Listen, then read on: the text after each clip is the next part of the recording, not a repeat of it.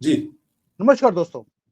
एक मुद्दा है, अभी जब मोदी जी ने बोला कि मैं भारत को एक डेवलप्ड कंट्री, एक विकसित भारत वो बनाना चाहते हैं, 2047 तक का उनका एक विजन है। लेकिन साथ में लोगों ने बोलना शुरू कर दिया कि जिस तरह से वो साइलेंट है, ऐसा लगता है कि साइलेंट मूवी चल रही है कोई 1922 की, कि जिसमें मोदी जी की ना तो कोई आवाज़ आ रही है, पिक्चर दिखती है कि मोदी जी कहीं यहाँ जा रहे हैं, वहाँ जा रहे हैं, लेकिन कोई भी आवाज़ नहीं आ रही कि वो करना क्या चाहते हैं। इसके ऊपर एक डिटेल में बात करेंगे कि क्या जो ये विकसित भारत का सपना है मोदी जी का और अब हमारा भी है, क्या ये पॉसिबल है? जो सर्कमस्टेंसेस भारत में चल रहे हैं, सब जगह पे स्यापे डाले हुए हैं, इतनी डिविजन्स हैं, इतनी फॉल्ट लाइन्स हैं, इंटरनेशनल फोर्सेस लगी हैं कि हमें नीचे गिराया जाए। हमारी ऑपोजिशन, हमारा मीडिया, हमारा सोशल मीडिया, सारा एक ही डायरेक्शन पे लगा हुआ है कि किसी तरीके से मोदी जी की गवर्नमेंट गिर जाए। और मोदी जी की गवर्नमेंट गिरने के बाद क्या हो सकता है, ये हमें बांग्लादेश में जो तस्वीरें हमें दिखाई दी, उससे हमें पता लग जाएगा कि भारत में क्या करवाने की कोशिश की जा रही है। इस चीज़ों के ऊपर एक डिटेल में बात करेंगे कि क्या एक विकसित भारत, एक जो सपना है, ये पूरा हो भी सकता है या नहीं हो सकता, ये जुमला ही है। उसके लिए नरेंद्र जी को दोबारा से हमने इन्वाइट किया। इनकी पकड़ आपने हिस्टोरिकल इवेंट्स के ऊपर, करंट इवेंट्स के ऊपर आपने देखी है। कई किताबें इन्होंने लिखी हुई हैं। हमने ऑलरेडी 2-3 वीडियोज़ इनके साथ कर लिए हैं।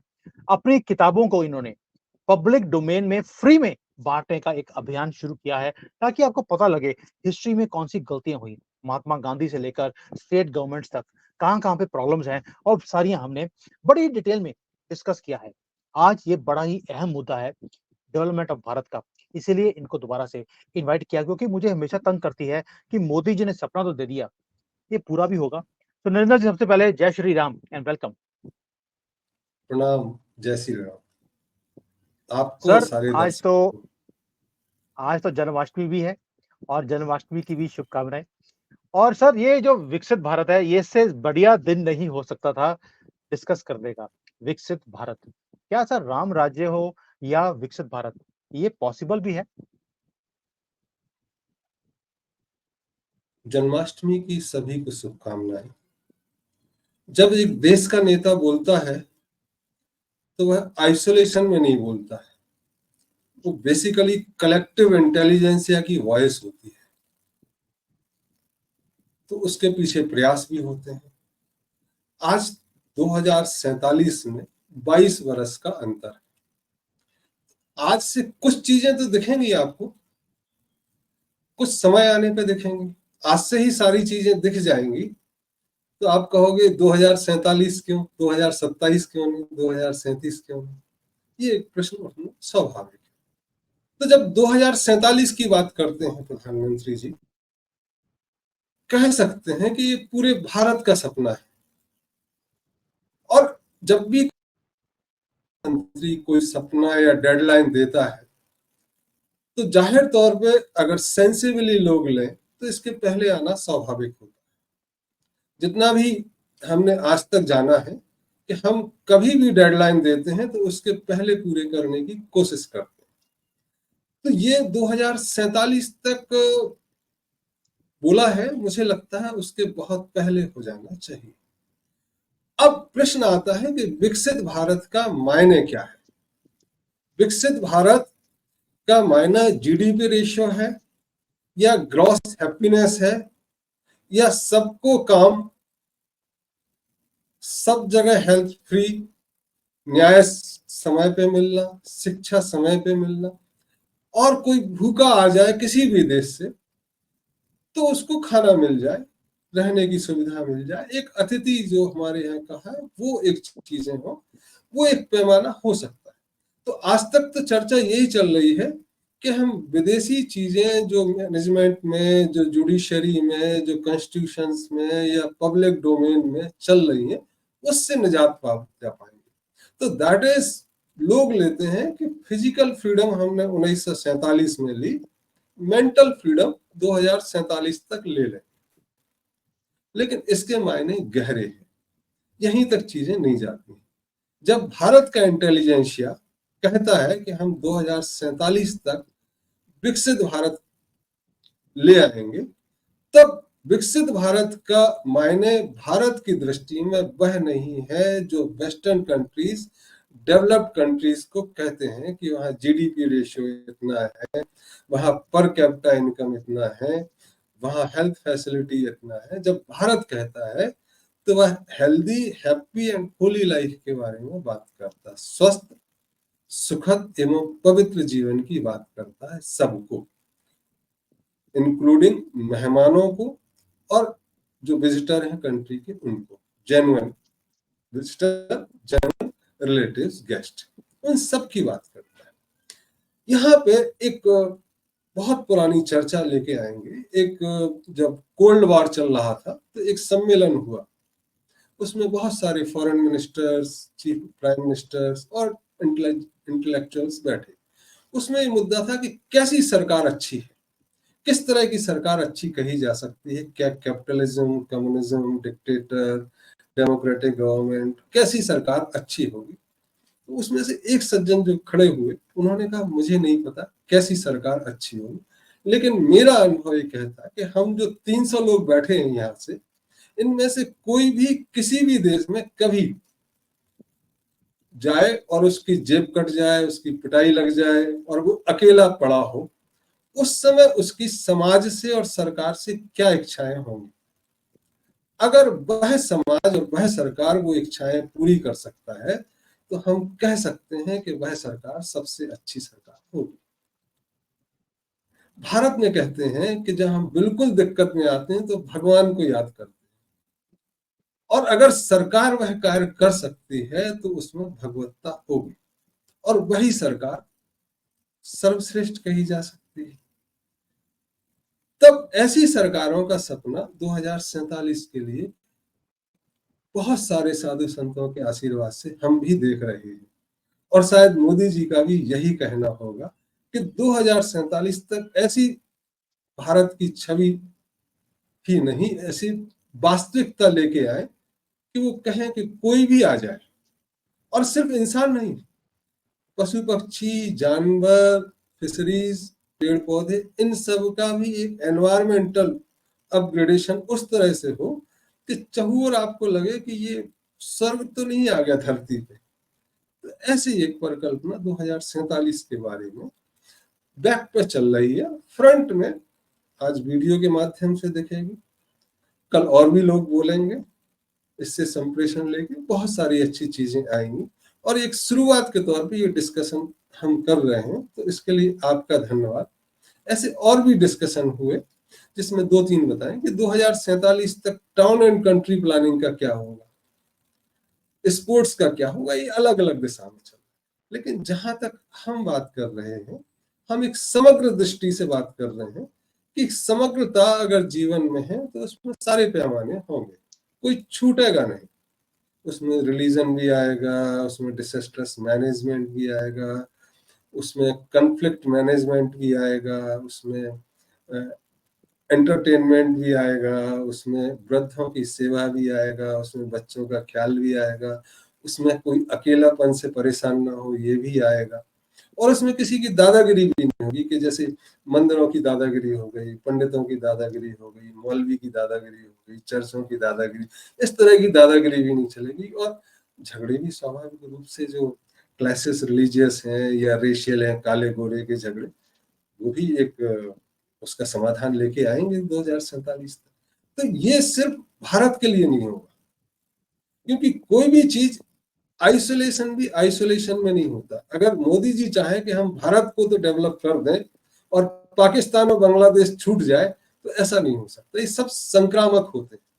अगर भारत डेवलप होगा, ग्रो होगा, तो मान के चलिए कि चाइना भी कॉपी करेगा, पाकिस्तान भी कॉपी करेगा, अफगानिस्तान भी और अमेरिका भी। जो भी अच्छा काम करते हैं वो सब लोग उसकी क्रेडिट लेना चाहते हैं, उससे एडवांटेज लेना चाहते हैं, और आप खराब काम करेंगे तो आप अकेले छूट जाएंगे।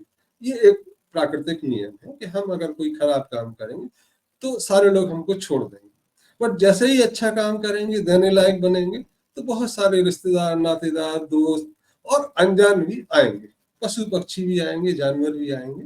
अगर आप खाना डालोगे, दाना डालोगे, तो देखोगे 2-4 दिन में कौए भी आने लगे, चील भी आने लगे, ये सब आएंगे।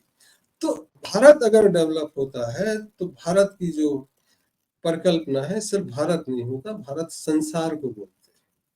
यहाँ पे एक चीज और बोलेंगे कि जो नामकरण है भारत का, ये एक टाइटल है।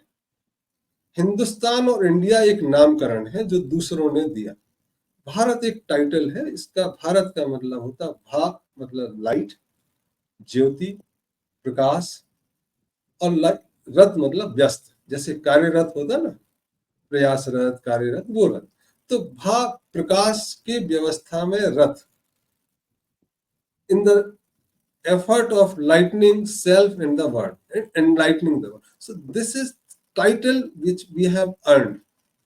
तो भारत अगर कह रहा है तो it is not only in isolation for this piece of geographical, it is for the entire world, you can say.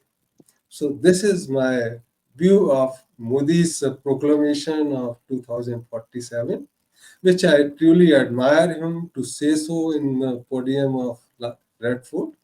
And everybody should feel proud that India is making effort to bring not only this geographical, it's entire world we are taking. अब जिसका नहीं है वो एक अलग बात है, force भी नहीं है ऐसा कि कंपेशन, तुम अगर मेरी बात नहीं मानोगे तो मैं पिटाई लगा के भी ठीक कर दूं, ऐसा भी नहीं है। So it's for common choice कि वो ठीक होना चाहते हैं नहीं हो, ये एक कॉमन चीज है भारत के बारे में कही जा सकती। तो मेरी नजर में 2047 एक क्वाइट कंफर्टेबल टाइम है, we can see this even before that. Sir देखिए, एक फिजिक्स का एक सिद्धांत होता है, for every action there is a equal and opposite reaction. Modi ji ने जब से ये बोला है कि मैं एक डेवलप्ड कंट्री बनाना चाहता हूं भारत को, आपने देखा कि उसका रिएक्शन ये आया है कि सारी दुनिया की फोर्सेस इकट्ठी होकर आज ये कोशिश कर रही हैं कि हम कैसे डेवलप्ड ना बने। उसमें चाइना हो, अमेरिका हो, सोरोस हो, वो हमारा ऑपोजिशन हो, कोई भी हो, इवन हमारा मीडिया भी हो। यानी कि इतनी फॉल्ट लाइंस अब हमारे देश के अंदर क्रिएट की जा रही हैं, उन्हें हवा दी जा रही है ताकि यहाँ पर डेवलपमेंट ना हो। अभी आप देखिए कि रोज ट्रेनें उखड़नी शुरू हो गई हैं, नीचे गिरनी शुरू हो गई हैं। 10 साल में तो कोई ट्रेन गिरी नहीं। अभी ऐसा क्या हो गया कि मोदी जी बोलते हैं कि मैंने डेवलप्ड कंट्री बनाना है, वो कहते हैं ਤੁਹਾਡੀ ऐसी तैसी, हम नहीं बनने देंगे। तो जब इतनी फोर्सेस दुनिया की आपके अगेंस्ट हो जाएंगी, आप कैसे पूरा करेंगे इस सपने को? यहाँ एक मूलभूत अंतर है। जब कुछ कंट्रीज सोचते हैं कि वो डेवलप होंगे तो वो ये मान के चलते हैं हम दूसरे का खून चूसेंगे, दूसरे के यहाँ से प्रॉफिट लेके आएंगे, दूसरे की इकोनॉमी बर्बाद करेंगे, अफ्रीका को बर्बाद करेंगे, छोटे छोटे टुकड़े बनाएंगे, वहां आर्म्स सप्लाई करें, उससे हमें प्रॉफिट होगा, उससे हम बेहतर होंगे। हमारी बेहतरी दूसरे की कमजोरी पर निर्भर करती है। भारत जब कहता है कि हम विकसित होंगे, इसका मतलब हम दूसरों को भी विकसित करेंगे, हम दूसरों की गुडविल लेंगे। ये एक बेसिक अंतर है जो वेस्ट की समझ में नहीं आ रहा है। जो दूसरी दुनिया के मुल्क भारत के पीछे डेवलप हो गए तो उनका सोचना है कि जैसे हमने किया, दुनिया में राज करके वहां का पैसा लूट के लाए और हम समृद्ध हो गए, भारत के पानी से लंदन में बरसात होने लगी या वहां के खेत में फसल उगने लगी या वहां की इंडस्ट्रीज। भारत ऐसा नहीं सोचता। भारत सोचता है कि हम अच्छा करेंगे तो हमारा पड़ोसी खुश रहेगा तो हम ज्यादा खुश रहेंगे। तो भारत का जो एक पूरा का पूरा मानस है वो पटल पे आने की जरूरत है कि भाई हम खुश रहेंगे तो आप मान के चलिए आप भी खुश रहेंगे। हमारा उनकी तरह मॉडल नहीं है। तो एक तो उनको अपनी चिंता त्याग देनी चाहिए कि भैया हम बढ़ेंगे तो वो कमजोर होंगे, ऐसा नहीं, हम बढ़ेंगे तो वो भी खुश होंगे। तो उनको जो डर है कि हमारी वजह से, तो इसलिए हमको कमजोर करने की जो आज कोशिश कर रहे हैं, ये हमारा टेस्ट भी है कि हम मतलब समझते हैं अगर चीजों को कि भाई हमको कमजोर कर रहे हैं। तो अगर कोई गुंडा बदमाश हमको पिटाई लगा के जाए और हम सिक्योरिटी में हैं, ये तो अजीब है। हमारी ताकत उतनी होनी चाहिए कि हम उनकी बात समझ भी रहे हैं, हम उनकी भाषा में प्रतिरोध भी नहीं कर रहे हैं, बट लेकिन हम अपनी सुरक्षा भी कर रहे हैं। तो आज हमें अपनी सुरक्षाएं चौकसी करनी पड़ेगी। जो हमने पहले दिन बताया कि हमारी सुरक्षा में 8.5 करोड़ लोग लगने चाहिए जो रोजगार भी दे, तो ये हमारी सुरक्षा चौकस करनी पड़ेगी कि कोई पटरी कैसे उखाड़ देगा, कोई एक्सीडेंट कैसे करा देगा, कोई लाइटिंग सिग्नल कैसे खराब कर देगा। We are there securing our country. तो आपकी कोशिशों के बाद आप करते रहिए, हम आपकी भाषा में रिटेलिएट तब तक नहीं करेंगे जब आप मजबूर नहीं करें, तब तक हम अपनी सुरक्षा करें।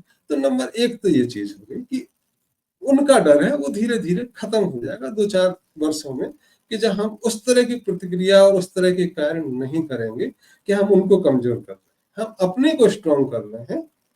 जैसे 2 कंपटीशन होते हैं ना क्लास में, कि हम एक बड़ी लाइन खींचें तो हम बड़े हो गए, हम दूसरे की लाइन छोटी करके खुद बड़े हैं, ये एक उनका नजरिया हो सकता है, उस पर भारत यकीन नहीं करता। तो एक तो ये चीज।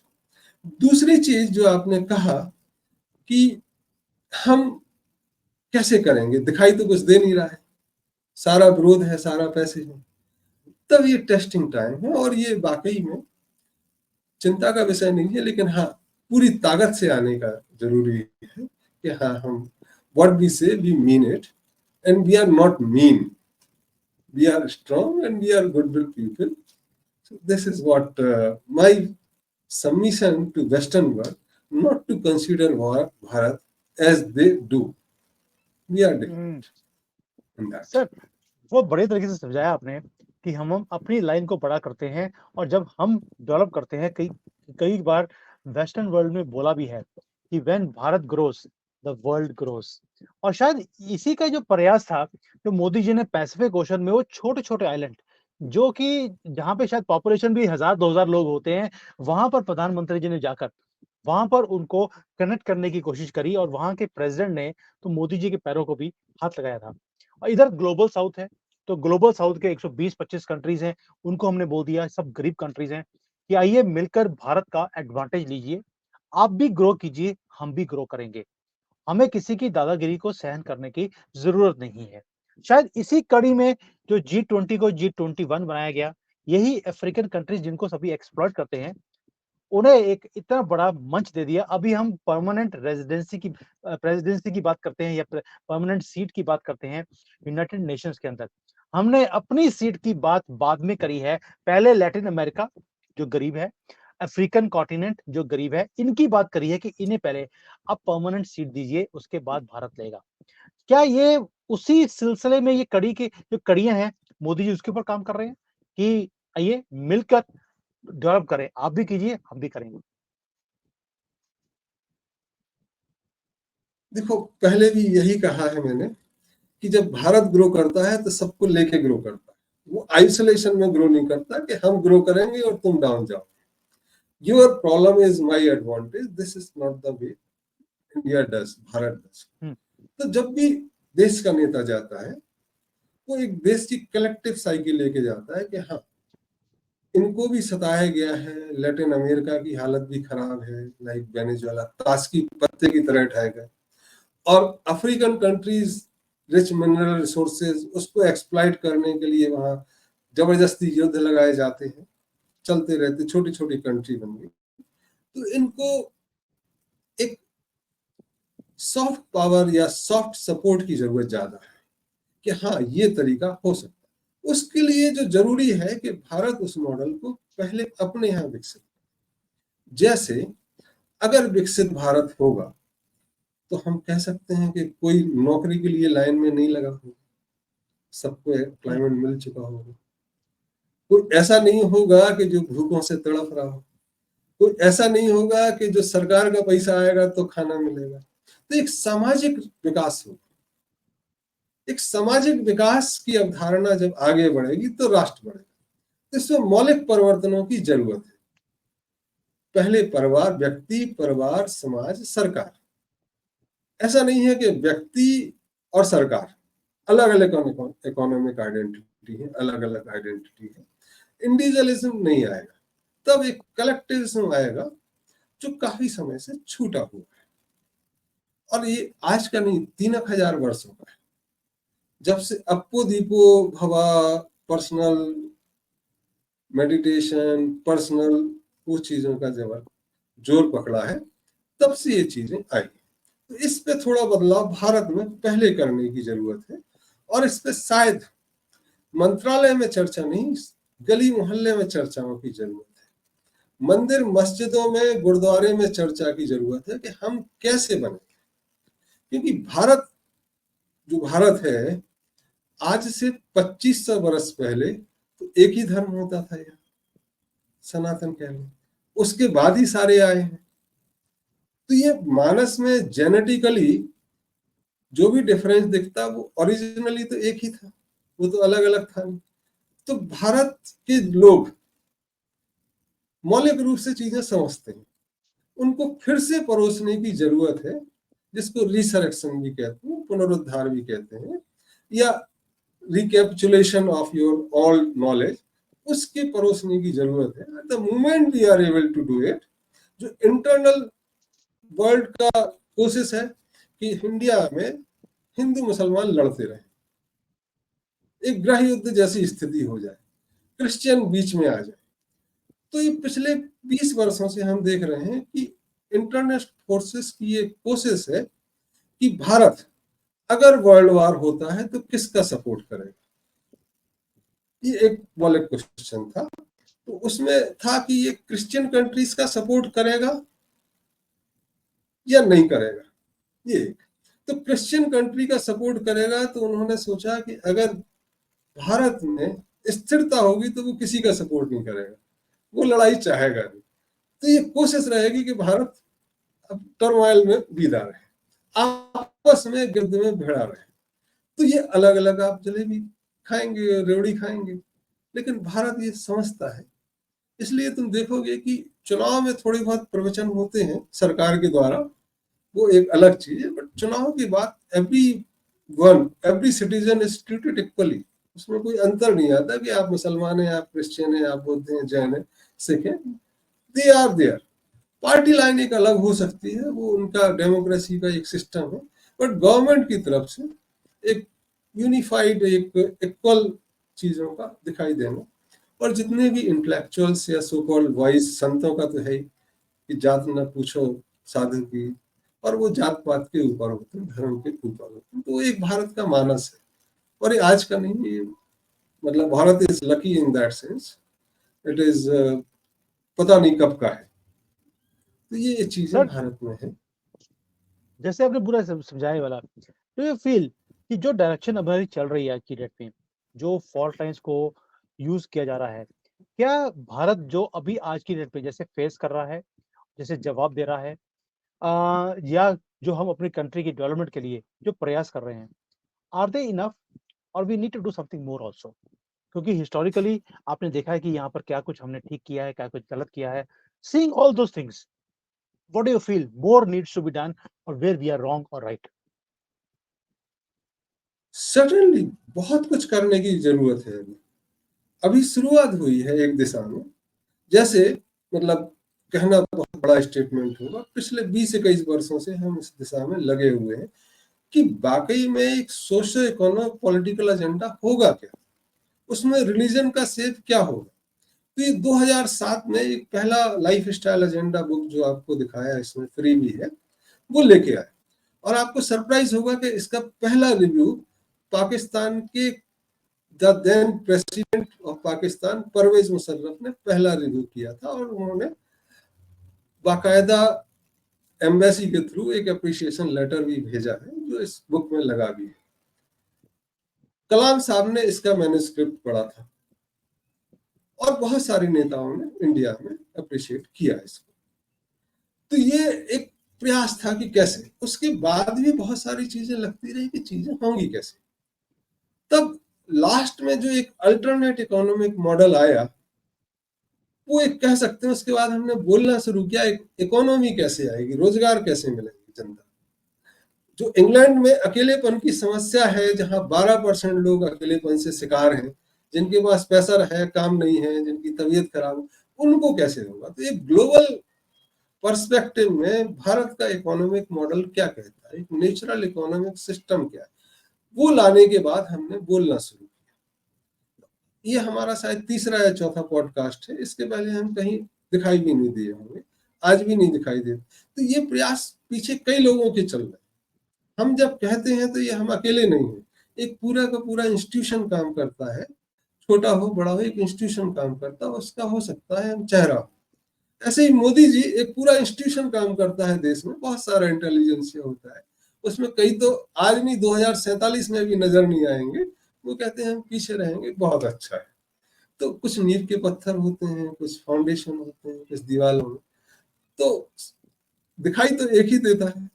तो वो एक चीजें हैं। तो प्रयास तो बहुत किए जाने और बहुत हो भी रहे, but we have to augment it very fast. If you see the astrological predictions of the world, effort like war in USSR, sorry, Russia and Ukraine, Israel, Iran, तब लगता है कि चीजों को प्रयास ज्यादा जल्दी किए जाने की जरूरत है। थोड़ा धीरे धीरे से काम नहीं चलेगा। तो आपकी बात सही है कि बहुत कुछ किया जाना जरूरी है। अभी बिल्कुल बहुत कुछ करना जरूरी है। राह जो है वो बिल्कुल ठीक है, सपने बहुत बड़े हैं, फॉल्ट लाइन्स हैं जिन्हें यूज़ किया जा रहा है, लेकिन हमें परवाह करने की ज़रूरत नहीं है, क्योंकि मोदी जी अकेले नहीं हैं। पूरा का पूरा एक सिस्टम उनके साथ है जो काम कर रहा है इस देश को एक विकसित भारत बनाने के लिए। जिस दिशा में हम काम कर रहे हैं, वो वहाँ पहुँच जाएँगे। सबका साथ चाहिए, विश्वास तो नहीं मिल सकता, हमें देख लिया है, लेकिन सबका साथ जो होगा, जो-जो साथ में मिलेंगे, और मोदी जी ने बार-बार बोलना भी शुरू कर दिया कि अब 140 करोड़ की बजाय उन्होंने 120 करोड़ वर्ड यूज़ करना शुरू कर दिया है कि इन सबके प्रयास से हम भारत को एक विकसित भारत बना देंगे। और मुझे लगता है कि जो डायरेक्शन है, जब आपका दुश्मन आपसे डरने लग जाए, इसका मतलब है कुछ तो आप ठीक कर रहे हैं। और हमारा नॉर्थ हो या वेस्टर्न साइड हो, दोनों दुश्मन आज की डेट में हमारे से डरते हैं। यानी कि हमारी डायरेक्शन सही है और डर का माहौल इतना है कि उन्हें ये लगता है कि अगर भारत राइज़ कर गया, तो कंट्रीज़ जो हैं, जिनकी कंट्रीज़ की बात कर रहा हूँ नॉर्थ में जो हैं, उन्हें लगता है कि वो नीचे गिर जाएँगे। और यही उनका डर जो है, ये डर अच्छा भी है। मैं वहीं पे रहता हूँ और मुझे मालूम है ये कितने डरे हुए हैं अंदर से, और हर रोज़ गिड़गिड़ा रहे हैं मोदी जी के साथ कि आप हमारे साथ कोई डील कर लीजिए, ताकि हमारे बिज़नेसेस को भारत के अंदर आने के लिए एक फ्री पास मिल जाए, ताकि वो सर्वाइवल मोड में आ सकते हैं, क्योंकि भारत की इतनी बड़ी मार्केट इन्हें चाहिए। और दुनिया की भी बाकी कंट्रीज़ का यही हाल है। अब भारत इसको कैसे मैनूवर करेगा, कैसे इसमें से निकल कर अपने लिए फ़ायदा निकालेगा, ये देखने वाली बात होगी। पिछले 10 सालों में हमने इसे इम्प्लीमेंट किया, हमने फ़ायदा लिया भी है। लेकिन अब जो नया सिनेरियो निकल के आया है 4 जून के इलेक्शन रिजल्ट्स के बाद, उसके बाद थोड़ी-सी मैन्यूवरेबिलिटी में मुझे थोड़ी-सी कमी दिखती है, या स्लोपन वो दिखता है। लेकिन वो तेज़ होगा, नहीं होगा, ये वक़्त बताएगा। बट येस, डायरेक्शन सही है। इम्प्लीमेंटेशन कैसे होता है, ये भी वक़्त ही बताएगा। आपने बिल्कुल सही बताया मुझे आज कि मोदी जी जो है साइलेंट मूवी की तरह आज लगे हुए हैं कि भई मूवी लगती है कि 1920 की मूवी है, 1924 की, ये 2024 की मूवी नहीं लगती। मोदी जी 4 जून के पहले तो बहुत ही टीवी पे आते थे, रोज़ बताते थे कि मैं क्या भारत के लिए करने वाला हूँ। लेकिन 4 जून के बाद ऐसे नंबर्स चेंज हुए हैं कि उनकी शक्ल दिखती ही नहीं है। साइलेंटली कुछ बड़ा करने की कोशिश है या कुछ और है, ये वक़्त बताएगा। बट डायरेक्शन सही है, ये बिल्कुल सही कहा आपने। थैंक यू सर, बहुत डिटेल में डिस्कशन किया है इसके ऊपर। अगली बार मैं जो आपका अल्टरनेट इकोनॉमी के ऊपर आपने जो बुक लिखा है, उसके ऊपर थोड़ा-सा अध्ययन करेंगे कि व्हाट इज़ अल्टरनेट इकोनॉमी और कैसे डेवलपमेंट हो सकती है भारत में as far as jobs are concerned. क्योंकि कई लोग हैं यहाँ पर जो मुझे बोलते हैं कि भई हमारे पास जॉब नहीं है, हम पढ़े-लिखे हैं और हमें जॉब चाहिए। तो उसके ऊपर थोड़ा-सा बात करेंगे कि जो आपका टेक है इसके ऊपर, अल्टरनेट इकोनॉमी के ऊपर, वो क्या है? और कैसे सभी लोग इस देश के अंदर डेवलपमेंट का जो सुख है, वो भोग सकते हैं और कैसे अपनी लाइफ में डेवलपमेंट कर सकते हैं। आई होप आप मुझे उसके लिए टाइम देंगे। Thank you. Definitely definitely we will interact and मैं मतलब चाहूंगा कि ये चीजें जितनी जल्दी निकल के आए, जितनी जल्दी जनता और सरकार के बीच में जाए, तो कार्य तो उसी के बाद ही होंगे। तो आपका प्रयास के लिए धन्यवाद। आप हम तक अप्रोच किए उसके लिए धन्यवाद, और फिर मुलाकात करेंगे। Thank you, thank thank you you, sir, thank you, thank you. Thank you. जय हिंद।